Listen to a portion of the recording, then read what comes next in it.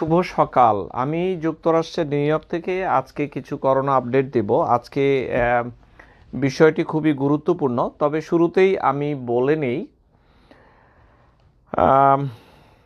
আমি যে সেশনগুলোতে আসি যুক্তরাষ্ট্রের সকালের এই সময়টুকু সকাল 11টার মতো বাজে, বাংলাদেশের সময় রাত 9টা। এই সময়ের যারা আমাদের দর্শক শ্রোতা আছেন তাদের জন্য সাধারণত আমি সাবজেক্টটি রাখি যেন বাংলাদেশের মানুষগুলো এই সকালের সেশনটা বেশি ক্যাচ করে, তো টার্গেটটা সেইভাবে। আবার যুক্তরাষ্ট্রের রাতের সেশনটাকে আমি করি যুক্তরাষ্ট্রের মানুষগুলোর জন্য, বাট এটি আসলে সবার জন্যই জরুরি, আমি সেই জন্য সেভাবে সাজাই। বেশ কিছুদিন ধরে দেখা যাচ্ছে, শোনা যাচ্ছে যে শ্বাস প্রশ্বাসে করোনা আক্রান্ত রোগী শ্বাস প্রশ্বাসের একটি বড় অংশ শ্বাস প্রশ্বাসে আক্রান্ত হয়, তারা এইটির জন্য প্রস্তুত আমরা কেউ ছিলাম না বা নাইও। তো এইটির জন্য আসলে প্রস্তুতি নেওয়া প্রয়োজন, বিশেষ করে বাংলাদেশ যুক্তরাষ্ট্রে এখন তো মোটামুটি অনেকেরই হয়ে গিয়েছে, তাদের জন্য কাজে লাগবে, কিন্তু যেহেতু বাংলাদেশে এখনো হয়নি, এইটি তাদের জন্য কাজে একটু বেশি প্রয়োজন মনে করি আমি। তো এই যে নিঃশ্বাসের জন্য যে এক্সারসাইজ বা ফুসফুসের ব্যায়াম, সেইটি নিয়ে কিছু বলবো আজ। তো ফুসফুসের নিজস্ব কোনো ব্যায়াম নেই, আমরা যখন শ্বাস নিই সেটি একটি প্রক্রিয়ার মাধ্যমে হয়, সেটি আমি বলছি। তার আগে বলে নিই, আপনারা যারা এই চ্যানেলটি দেখেন এটি ফেয়ারলি নিউ আপনাদের কাছে মনে হবে, কারণ এই আইডিটি আমার হ্যাক হয়ে গিয়েছিল। আমরা চেষ্টা করছি এই হ্যাকের পর্যায় থেকে বের হয়ে আসতে, আরও 1 সপ্তাহ সময় লাগবে। তো আমার একটি ইউটিউব চ্যানেল আছে যেটি আমি প্রায় 3 বছর ধরে রান করি, এটি শুধুমাত্র মেডিকেল লেকচার্স 3 বছর ধরে আমি চালাচ্ছি। এমন কোনো রোগ নেই যেটি সাধারণ রোগ নেই যেটি আমরা এইটিতে রাখিনি, তো সেইটি আপনারা চাইলে ভিজিট করতে পারেন। এটির নাম হচ্ছে ডাক্তারবাড়ি,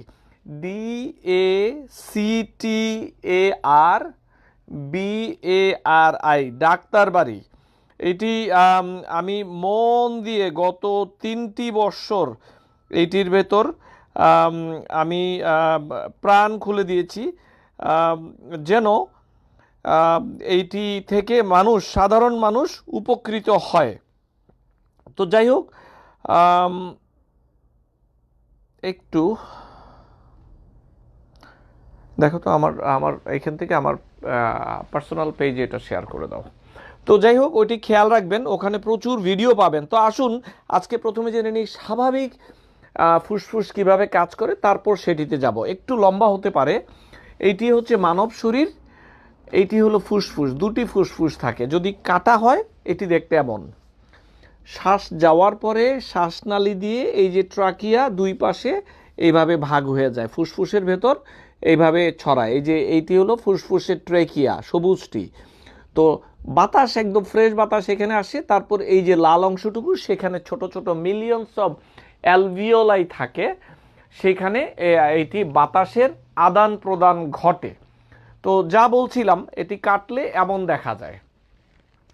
তো এইটি নিজস্ব কোনো ক্ষমতা নাই যে এটি শ্বাস নিলে শ্বাস বাড়বে, এইটির জন্য কিছু সাহায্যের প্রয়োজন হয়। যেমন এটি ডায়াফ্রাম নামে একটি ফ্যাসার মতো আছে, যেটি পেটের সাথে বুকের আলাদা করে। এটি একটি ফ্যাসার মতো, এটি খুবই স্ট্রং একটি মাসেল গ্রুপ।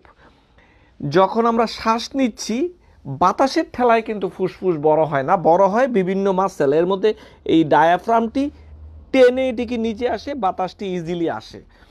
তারপর ইন্টারকস্টাল মাসেলস, অর্থাৎ পাঁজরের যে মাসেলগুলো আছে, এই যে এইগুলো এটাকে টেনে লম্বা করে হাড্ডিটাকে, ধরুন এটি হচ্ছে হাড্ডি পাঁজরের, এইটিকে টেনে ইন্টারকস্টাল মাসেল বড় করছে, সো পাঁজরটি বড় হচ্ছে। আর নিচের থেকে যে ডায়াফ্রাম রয়েছে এইটিও এটিকে টেনে বড় করে, সো চারিদিকে এটি বড় হয়, 3 দিকে বড় হয়। এটি সরিয়ে ফেলো। হ্যাঁ, তো যা বলছিলাম, লক্ষ কোটি অ্যালভিওলাই আছে যেটির মধ্যে অক্সিজেনটি করে। তো আবার এই ডায়াফ্রামটিকে নিচে টামাতেও পেটের কিছু মাসেল আছে, এখানে রেকটাস মাসেল বানানোর, এরাও কিছু কিছু সাহায্য করে।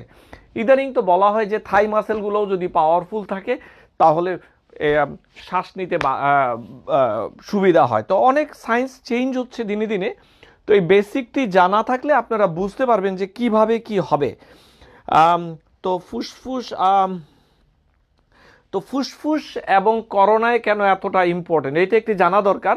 করোনা ভাইরাস এই যে গলা, নাক বা গলা থেকে যেয়ে এটি এখানে কিছুদিন 3-4 দিন বসে থাকে, তারপর এটি আস্তে করে ফুসফুসে আসে, ফুসফুসে প্রদাহ তৈরি করে। প্রদাহ কিভাবে তৈরি করে?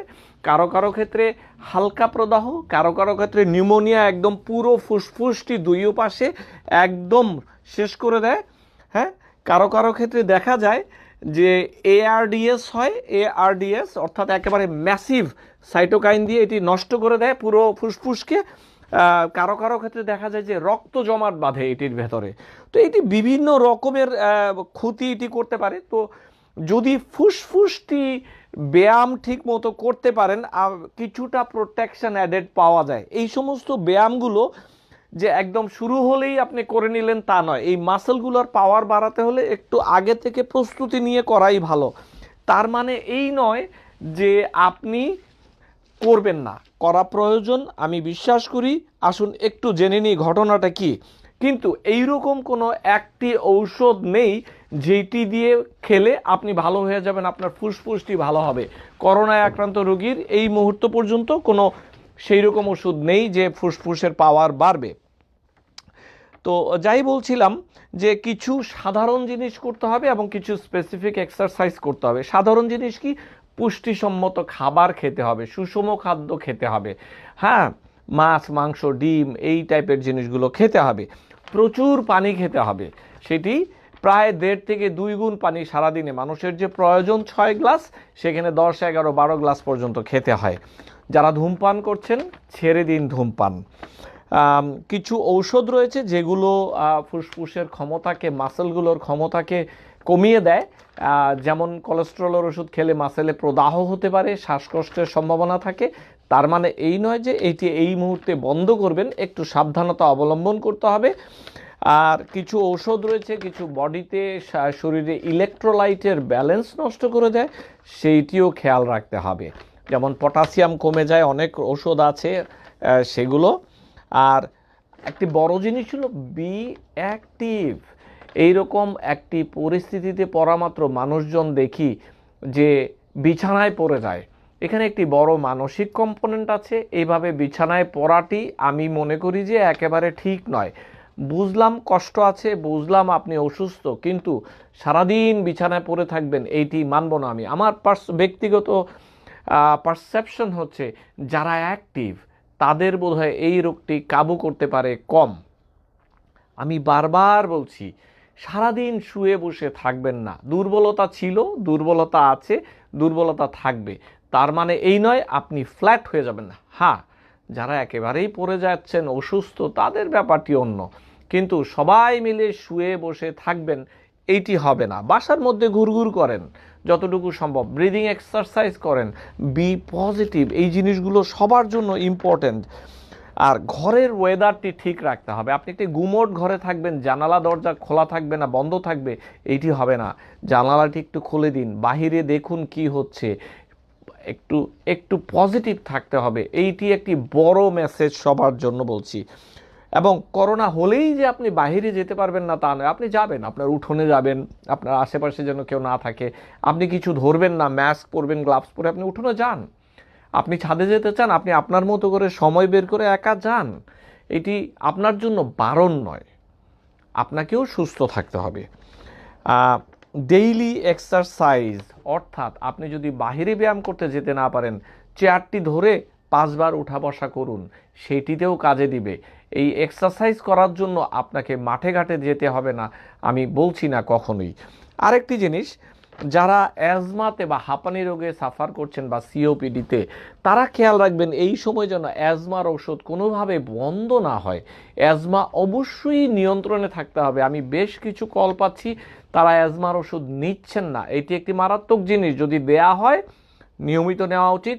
ফুসফুসের ভিতরে ছোট ছোট ছোট ছোট মাসেল আছে, তাদের ভিতরে প্রদাহ হয় এই অ্যাজমার কারণে। তো সেই ওষুধ যদি ঠিক মতো না নেন তাহলে কিন্তু বিপদ ডেকে আনবেন আপনারা নিজেদের জন্য। বাড়িতে একটি হিউমিডিফায়ার রাখুন। ফার্মেসিতে গেলে দেখবেন ছোট্ট একটি মেশিন, সেইটির মধ্যে পানি ঢেলে এটিকে পানিটি বাতাসে ছড়ানো হয়। আপনি খুব সুন্দরভাবে এটি বাড়ির বাতাসটিকে পরিষ্কার বা সুন্দর রাখে। কেউ যদি হিউমিডিফায়ার না পান, বেসিনের মধ্যে পানিটি জোরে ছাড়লে হালকা গরম পানি যে ভাপ আসে, একটু মেন্থল ঢেলে সেইটিও নিতে পারেন গরম পানিতে, সেইটিও পরিষ্কার করবে। আর ফুসফুস কম্প্রোমাইজড হচ্ছে কিনা, আপনি অলরেডি করোনা হয়েছে এবং আপনি কিভাবে বুঝবেন যে ফুসফুসের অবস্থা ভালো কিনা? এক, শ্বাসকষ্ট হচ্ছে কিনা। দুই, কাশি মারাত্মকভাবে বেড়ে যাচ্ছে কিনা। তিন, অক্সিজেন যদি চেক করেন দেখেন যে 90%-এর নিচে, তাহলে বুঝতে হবে যে আপনার ফুসফুস সুস্থ নয়। ওনাদের জিনিসগুলো দিয়ে দেন, কি চাই। আচ্ছা, তো অক্সিজেনের ব্যাপারটি খুব ইম্পর্ট্যান্ট আমি মনে করি। অক্সিজেন চেক করতে পারেন। আবার অনেকে বলেন যে কিভাবে চেক করব, মেশিন তো নেই। এটি সত্য, স্মার্টফোনের মধ্যে কিন্তু অ্যাপ আছে, পালস অক্সিমিটার নামে অ্যাপ আছে। এইটি স্বাভাবিকভাবে একজন যুবক বা যুবতী তার শ্বাস রেট 15 প্রতি মিনিটে, 15 থেকে 16, তাহলে কিভাবে হবে?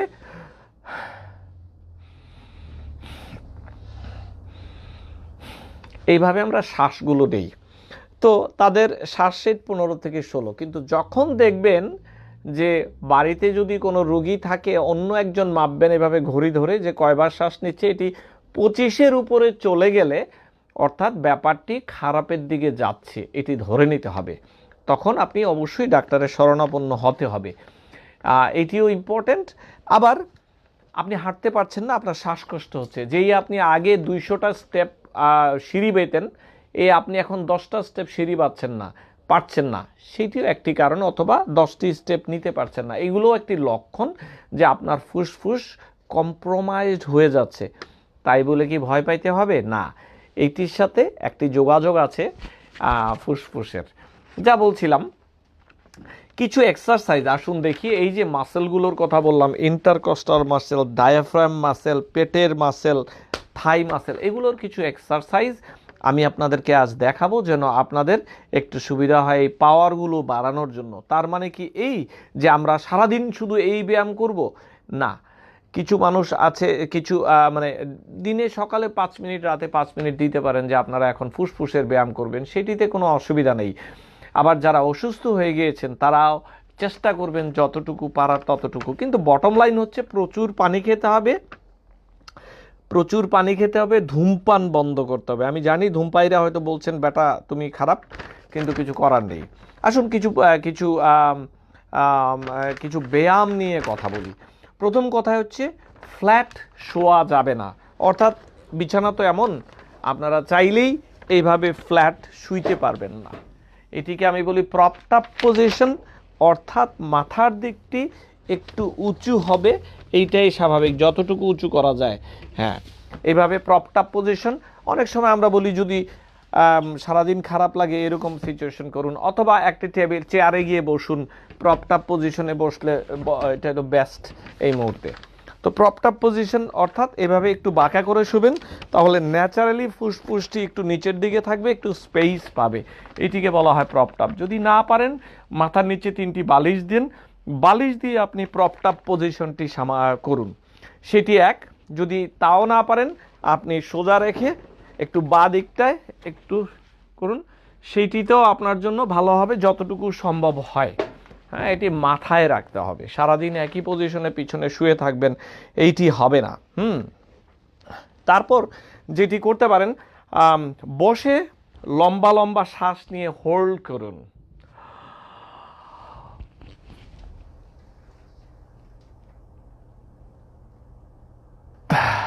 ছেড়ে দিন। প্রথম দিকে 5 সেকেন্ড, তারপরে 10 সেকেন্ড, যত বেশি, তাতে ফুসফুসের ভেতরে যে লক্ষ কোটি অক্সিজেন এক্সচেঞ্জের জায়গায় অ্যালভিওল ছিল, ওরা স্ট্রেচড হবে। প্রতিদিন সকালে এইভাবে 5 বার, রাতে 5 বার নিজে নিজে করা উচিত বলে মনে করি। বসে লম্বা শ্বাস নিয়ে করবেন। তারপর এইটি আপনি চাইলে দাঁড়িয়েও করতে পারেন। শ্বাসটি নিয়ে আপনি এবার পুশ ডাউন করবেন। কিভাবে?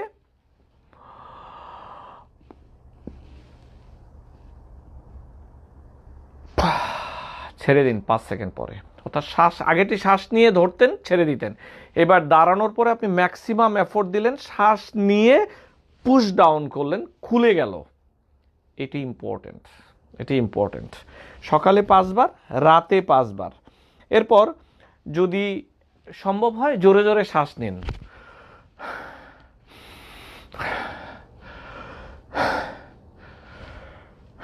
পাঁচবার। এতে কিন্তু তার মানে এই নয় যে সারাদিন এমন করবেন, তখন কিন্তু আবার মাথা ঘোরানো শুরু হবে। এই ব্যায়ামটি করলে অনেক সময় অনেকের মাথা ঘোরাতে পারে, একটু কাশি বেড়ে যেতে পারে, এটি স্বাভাবিক। এরপর আপনি প্রপড পজিশনে শুয়ে আপনি মনে করেন যে এইভাবে শুইলেন আপনি প্রপড আপ পজিশন। আমি জানি আমার অনেক ভিউয়াররা হাসছেন যে বেটা কি করছে ভাই, আমার জন্য যদি আমাকে দ্বারা আপনাদের একটু সাহায্য হয় আমি সেটাই করলাম। এটি হলো প্রপড আপ। নাভি বরাবর হাতটি রাখুন। এইবার জোরে শ্বাস নিয়ে পেটটিকে ফুলান।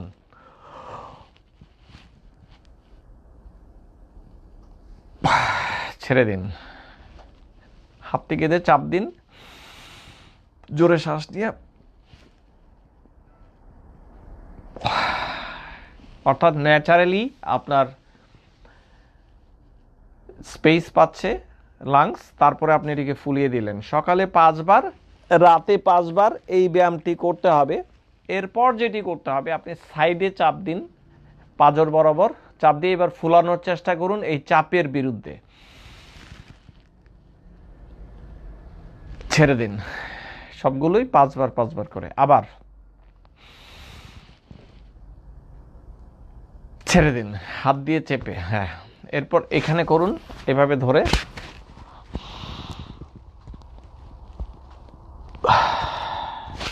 যেটি হচ্ছে মাসেলগুলোকে আপনার এক্সারসাইজ করাতে হবে। প্রতিটি সেট 5 বার করে একবারে করতেই হবে, এটি ইম্পর্ট্যান্ট। এরপর আপনি দাঁড়িয়ে যান, দাঁড়িয়ে গিয়ে আপনি নোজ ব্রিথ করতে হবে। দেখুন,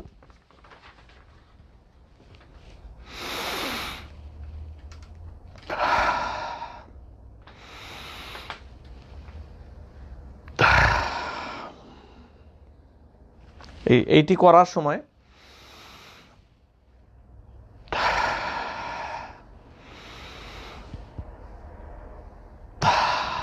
এটিও খুব ইম্পর্ট্যান্ট একটি ব্যায়াম, আমি বিশ্বাস করি। এরপর আমি একটি মেশিন দেখাবো, স্পাইরোমেট্রি মেশিনটা কোথায়, ওই মেশিনটা একটু নিয়ে আসো, ওই যেটি দেখাচ্ছিলাম। এরপর প্রোন পজিশন নিয়ে কিছু কথা হচ্ছে। প্রোন পজিশনটি হচ্ছে যাদের অলরেডি হয়ে গিয়েছে এই রোগটি, যাদের অবস্থা একটু খারাপের দিকে যাচ্ছে, তাদের ক্ষেত্রে এটি করানো হয় ফু দিয়ে। যেটা কোথায়, গাড়িতে নিয়ে আসো। হ্যাঁ, ওটা গাড়িতে থাকার কথা না, আমার রুমেও থাকতে পারে। তো প্রোন পজিশনটি হচ্ছে যাদের অলরেডি হয়ে গিয়েছে তারা করতে পারেন। মাঝারি পর্যায়ে যারা রোগী আছেন তাদের এতে অক্সিজেনেশনটা একটু বাড়ে। ARDS যদি ডেভেলপ করে তখন এটি করানো হয়, এটি তখন। তো সেইটি আমি বলছি, এটি হচ্ছে শুবেন, পেট নিচে দিয়ে মাথাটা এইভাবে দিয়ে, মাথাটা একটু নিচে থাকবে।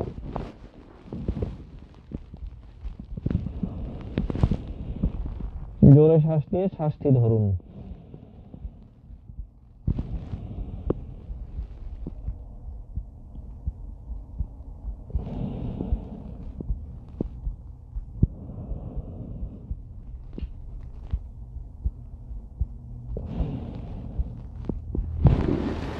এটি হচ্ছে যাদের অলরেডি হয়ে গিয়েছে এবং বাড়িতে আছেন, তারা শ্বাসকষ্ট কিছুটা ফিল করছেন, চেষ্টা করছেন, এটি তাদের জন্য। এরপর একটি মেশিন আছে, আমি আগেও দেখেছি স্পাইরোমেট্রি।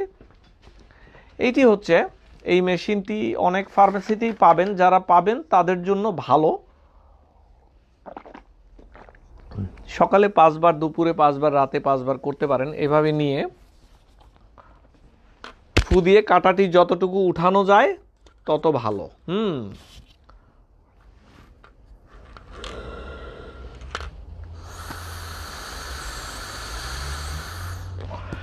এটি ম্যাক্সিমাম এইটিকে উঠিয়ে আপনি যতটুকু পারেন চাপ দিয়ে ধরে রাখতে হবে ফু দিয়ে, যেন আপনার ফুসফুসগুলোর উপরে এইটি একটি প্রভাব ফেলে, এটি প্রেসার ক্রিয়েট করে, রেজিস্ট্যান্স।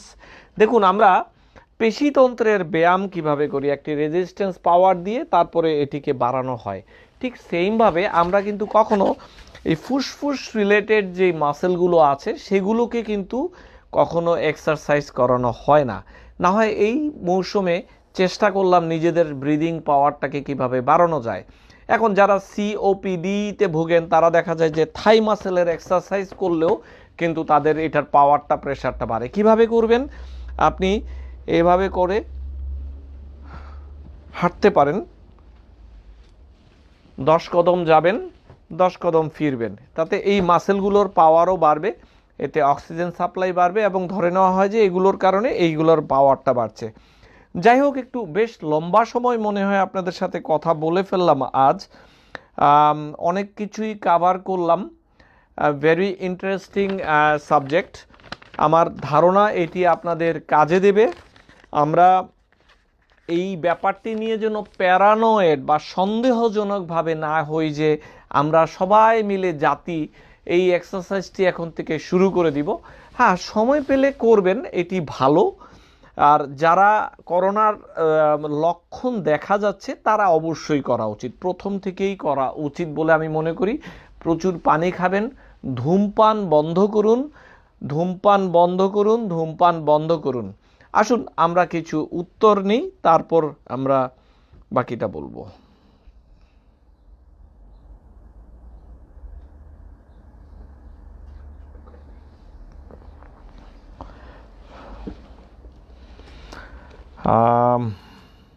উত্তরের পালা। আচ্ছা, আমি কি এখানে আসলে ভালো হবে? ঠিক আছে। আমার হালকা হুলকুম শুষ্ক হয়ে যায়, কাটার মতো কুচি কুচি, বুঝতে পারছি না। আমার জ্বর নিয়ে তো অনেক কথা বলেছি ভাইয়া। আমার অ্যাজমার জন্য ঠান্ডা লেগেই থাকে। হ্যাঁ, অ্যাজমা আসলে আপনাকে সাবধানী হতে হবে, তার মানে এই নয় যে ভয়ে ভীত হবেন। অ্যাজমার ঔষধগুলো অপটিমাইজ করুন, অর্থাৎ ওষুধ যেন ঠিকমতো কাজ করে সেই দিকে আপনাদের নজর দিতে হবে। Shahana Nasrin, if anybody now takes vaccine for pneumonia, will it work against pneumonia causing corona? দারুণ সুন্দর প্রশ্ন। নিউমোনিয়ার ভ্যাকসিন তো আসলে সবার জন্য নয়, 65 বছরের উপরে অথবা যাদের কঠিন রোগবালাই রয়েছে তারা 65 বছরের নিচে দিতে পারেন।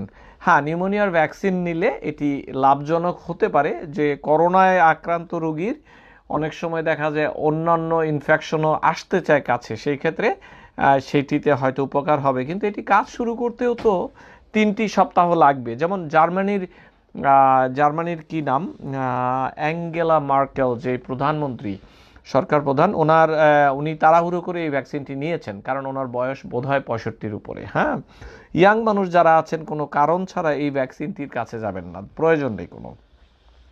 স্যার, ফুসফুস ভালো রাখার জন্য কোনো বিশেষ খাবার আছে কি না? না, পুষ্টিযুক্ত খাবারই যথেষ্ট ফুসফুস ভালো রাখার জন্য। খসরু ভুইয়া লিখেছেন আমার ওয়াইফের অ্যাজমা সমস্যা আছে। হ্যাঁ, আপনি চেষ্টা করবেন ওনার অ্যাজমাটি যেন নিয়ন্ত্রণে থাকে, ডাক্তারের পরামর্শক্রমে যেন সেইটি ওষুধ ঠিক মতো আপনারা নেন, সেইটি করতে হবে। আমার কাশি 5-6 দিন, না 5-6 দিন কাশি এখন নিয়ে কথা বলছি না, আমার অনেক দিন ধরে হালকা কাশি, সবাই কাশিতে আক্রান্ত। সাইমা আক্তার, ডক্টর এই মেশিনটার নাম কি? স্পাইরোমিটার। হ্যাঁ, ব্রিদিং এক্সারসাইজার। সুন্দর প্রশ্ন করেছেন, ফার্মেসিতে পাবেন, প্রেসক্রিপশন ছাড়াও পাবেন। অনিতা দাস, আমার একটু টেনশন হলে বুকে ধরপড় করে। হ্যাঁ, এটি করোনা অ্যাংজাইটি। এটি আছে এখন খুব, আমি দেখতে পাচ্ছি ভীষণভাবে।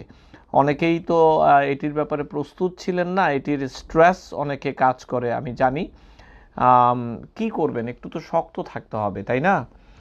শক্ত থাকা ছাড়া এটার আসলে কোনো উপায় নেই। ঔষধ আছে, কয়দিন দেব বলেন? এই ওষুধগুলো তো সুস্থ ওষুধ নয়। তারপর লিখেছেন, স্যার আমার অনেক দিন যাবত একটু গলা কুটকুট করে, মাসখানেক থেকে, বোধহয় অ্যালার্জি আপনার। শ্বাসকষ্ট হলে তাৎক্ষণিকভাবে কি করণীয়? এখন শ্বাসকষ্ট আপনার কোনো রোগ বালাই নেই, জ্বর নেই, কিছু নাই, হঠাৎ শ্বাসকষ্ট, সেটির জন্য আমার মনে হয় না এমন কিছু আছে, এতে টেনশন হতে পারে। কিন্তু যাদের অ্যাজমা আছে তাদের এক রকমের চিকিৎসা, যাদের করোনা সংক্রান্ত রোগ হয়েছে এবং শ্বাসকষ্ট হয়েছে তাদেরকে ডাক্তার দেখে এটির চিকিৎসা করতে হবে। হুটুস করে একটি ওষুধের নাম বলে দেওয়াটা বিশাল ভুল হবে আপনার জন্য। করোনা ওষুধ বের করার সাথে সাথে 30 থেকে 50 টাকার মধ্যে যদি পরীক্ষার কিট তৈরি করা যায় এবং এটা যদি জনসাধারণের কাছে সহজে যায়, তাহলে আমার মনে হয় করোনা দ্রুত প্রতিরোধ করা যাবে। হ্যাঁ, ডায়াগনস্টিক কিট একমাত্র সলিউশন প্রতিরোধের জন্য। যত বেশি সম্ভব মানুষের কাছে এটি পৌঁছে দিতে হবে। যাদের পজিটিভ আসবে তাদেরকে জোর করে বাড়িতে আটকে রাখতে হবে একটি জায়গাতে। এটি প্রতিরোধের একটি মূল মন্ত্র। যদি 90-এর নিচে থাকে তখন কি করব? রফিক সাহেব লিখেছেন, সুন্দর প্রশ্ন। যদি অক্সিজেন স্যাচুরেশন 90-এর সাথে সে নিচে থাকে তাহলে আপনাকে ডাক্তারের কাছে যেতে হবে অবশ্যই। কিন্তু আপনি হাঁটছেন, খেলছেন, কোনো প্রবলেম নাই, এই 90% যেটি বললেন সেইটি কোনো অর্থ বহন করে না। আপনাকে লক্ষণ সহ হতে হবে। অনেক রোগ আছে যেটির কারণে হাতের ব্লাড সাপ্লাই কমে যায়, তখন মনে হবে যে 85%, কিন্তু এটি কোনো ব্যাপার না সেই ক্ষেত্রে। তো যাই হোক, আপনার ডাক্তারের কাছে এটি ব্যাপারটি নিয়ে কথা বলতে হবে। এরপর বলেছেন 30-50 অনেক প্রশ্ন। এসপিও যদি 90%, কামরুজ্জামান ভুইয়া আমাদের দেশেই পিপি বানাচ্ছে, অভাবটা কই দেখলেন, কত লাগে আমাকে বলবেন? হ্যাঁ, না, আমি পিপি নিয়ে অভাব বোধ করছি না এখন। পিপি বানাচ্ছে, মেডিকেল গ্রেড কিনা সেটিতে আমি নাইবা গেলাম। ডাক্তার সাহেবরা নিজেরাও পিপি কিনছেন, এটি একটি ভালো দিক। পিপি কিন্তু একমাত্র সমাধান নয়, তাই বলো যে ডক্টরদেরকে আমরা সামনে ঠেলে দিয়ে মেরে ফেলবো, সেটিও নয়। আসলে তাদের ব্যাপারটি বুঝে একটু সেফলি তারা যেন কাজ করতে পারে, এইটি একটু খেয়াল রাখতে হবে। তারা চেষ্টা করছে। যুক্তরাজ্যে অনেক ডাক্তার মারা গিয়েছে, ইটালিতে। আমরা তো শুধু ডাক্তারের কথা শুনি, অনেক নার্স মারা যাচ্ছে, অনেক স্বাস্থ্যকর্মী মারা যাচ্ছে। আমরা যেন তাদের পাশে দাঁড়াই। তারা আমাদের এই সময়কার ফ্রন্ট যোদ্ধা। তাদেরকে নিয়ে যত আমাদের ক্ষোভ আছে, না হয় আমরা পরেই ক্ষোভগুলো নিয়ে কথা বললাম। আমরা চলুন তাদের পাশে দাঁড়াই। তারা কি প্রয়োজন, এটি করোনা ভাইরাস থেকে ব্রেনে যেতে পারে। হ্যাঁ, ইদানিং দেখা যাচ্ছে এই ব্যাটা ব্রেনেও পর্যন্ত পৌঁছে যাচ্ছে। আমার সিলেটের ডাক্তার মঈনুদ্দিন স্যার, হ্যাঁ, আজ ইন্তেকাল করেছেন। উনি অনেক ভালো মানুষ ছিলেন। আপনি যেভাবে মানুষগুলোকে বুঝিয়ে বলেন, তিনিও ওনার জন্য আমার সত্যি খারাপ লাগছে। উনি ঢাকা মেডিকেল কলেজের বিশিষ্ট গ্র্যাজুয়েট। উনি নিশ্চয় বিধাতা আল্লাহ তাআলা নিশ্চয়ই ওনাকে জান্নাতবাসী করবেন। খারাপ লাগছে ওনার জন্য। রীতামণি স্যার, করোনা হলে প্রাথমিক অবস্থায় বাসায় কি ধরনের চিকিৎসা? এটি গতকালের এমন সময়ের ভিডিওটি দেখুন আপু। সাইটোক্রাইম, আমি আজ যে নিউজ দেখলাম করোনা ভাইরাসের কারণে পায়ের মধ্যে নাকি ফুলের মতো হয়ে যায়। হ্যাঁ, এটি বিভিন্ন রকমের রিয়াকশন আমরাও দেখছি। হ্যাঁ, আমার ওয়াইফের অ্যাজমা আছে। ঠিক আছে, এগুলো বলেছি। Shahana Nasrin, if antibody now takes vaccine for anybody now vaccine, আচ্ছা ওটা বলেছি। শামীম ভাই আর প্রশ্ন দিয়েন না, আমি এগুলো আনসার করছি। স্যার, দৌড়ালে কি ফুসফুস ভালো থাকে? ইয়াস, নিয়মিত ব্যায়াম করা উচিত। নিয়মিত ব্যায়াম আমি সবাইকে বলি। বি স্ট্রং, বাইরে এক্সারসাইজ, নিজেকে চ্যালেঞ্জ দিন। মা বোনেরা পারবেন না বাইরে যেতে, বাসায় করবেন, ইয়োগা করবেন, করতে হবে। এটি আপনাকে পজিটিভিটি দিবে। এবং মা বোনেরা বলছি, আপনাদের ভেতরে যেই স্ট্রেংথ, সেইটি দেখলে আপনার সন্তানেরাও পাবে। এইটি মনে রাখতে হবে। আমি আপনাদের সবাইকে বলছি, বাড়িতে বসেও এক্সারসাইজ করা যায়। এইটি আমি সব সময় প্রমোট করি। চর্বি জাতীয় খাবার কি ফুসফুসের জন্য ক্ষতিকর? চর্বি জাতীয় খাবার শরীরের জন্য কখনোই লাভজনক নয়, এটি বুঝতে হবে। অ্যাজমা রোগীর শ্বাসকষ্ট বাড়লে স্যার, রোগীর ক্ষেত্রে কি নেবুলাইজার নেওয়া যাবে? না, নেবুলাইজার নেওয়ার ব্যাপারে একটু বিধিনিষেধ আছে। ভেন্টলিন ইনহেলার নিতে পারেন, কিন্তু নেবুলাইজার নয়। করোনা রোগীর ক্ষেত্রে যদি নেবুলাইজার ব্যবহার করেন, এটি দেখা যায় অ্যারোসোলাইজড হয়ে যায়, অর্থাৎ এগুলো বাতাসে ওড়া শুরু করে। এটি একটি বিশাল মুশকিল। কনডেক্স সিরাপ না, আমার একটু টেনশন হলে বুক ধরপড় করে। হ্যাঁ, আমি তো অনেক প্রশ্ন আজ নিলাম, তো আশা করছি ভালো লেগেছে। ভালো লাগলে শেয়ার করুন, খুব জরুরি ব্যাপার এটি। আম, প্রশ্ন থাকলে করতে পারেন। আজ রাত 10টায় আবার নিউ ইয়র্ক সময় দেখা হবে ইম্পর্ট্যান্ট টপিক নিয়ে। আমার মাথায় আছে আজকের টপিকও খুব ইম্পর্ট্যান্ট। আপনাদের ভালোবাসা আমাকে আরও সামনে যেতে সাহায্য করছে। আমি পরিষ্কারভাবে বলতে চাই, আমি এই সময়ের কোনো বীর নই, আমি আপনাদের মতোই মানুষ। আল্লাহ তাআলা আমাকে সেই আমার ভেতরে সেই শক্তিটুকু দিয়েছেন যেন বিপদে আমি মাঠ ছেড়ে না যাই। আমি এই ব্যাপারে প্রস্তুত, এবং গত 4টি সপ্তাহ ধরে আমি আমার মতো করে চেষ্টা করে যাচ্ছি। আশা করছি সামনেও থাকব। আগামীকাল চিন্তা করছি, অনেকে আমার পরিচয় জানতে চান, বাংলাদেশে কি, কোথায় কি, আমার বংশ পরিচয়, অনেক কিছু জানতে চান, খুব আদর করেই জানতে চান। তো আশা করছি কালকে সকালে সেইটি বেশি বলবো, আর করোনা নিয়ে একটু কম বলবো। কি বলেন? সেটি দেখলে হয়তো, শুনলে অনেকে হয়তো উদ্বুদ্ধ হবেন যে মানুষের পাশে দাঁড়ানোর উদাহরণগুলো কিভাবে তৈরি হয়। হ্যাঁ, আমি গত 20 বছর ধরেই বাংলাদেশের মানুষের জন্য কাজ করে আসছি। তো আপনাদের এত প্রশ্ন আসছে আমার কাছে, না হয় কাল আমি একটু আমার ঢোল পিটালাম, শুনবেন কি না সবাই? তো কাল আমি আশা করছি আমার নিজের সম্পর্কে একটু বলবো, অনেকে আমার পরিচিতি জানতে চান। তো যে যেখানে থাকুন, সুস্থ থাকুন, ভালো থাকুন, পজিটিভ থাকুন। পজিটিভ হলেই আমরা এই যুদ্ধ থেকে বেঁচে আসতে পারবো। 1971-এ যেখানে আমরা কিছুই জানতাম না আমাদের লক্ষ্য কি হবে, আমরা 7 কোটি মানুষ আমরা ঝাঁপিয়ে পড়ে একটি দেশকে ছিনিয়ে এনেছি 9 মাসে। আর এখন 16 কোটি মানুষ, সাথে যোগ্য নেতৃত্ব আছে। আমাদেরকে পারতেই হবে। বিধাতার উপর ভরসা রাখুন। আজ রাতে আবার কথা হবে। যুক্তরাষ্ট্রের নিউ ইয়র্ক থেকে বলছি, আমি ডক্টর ফেরদৌস খন্দকার।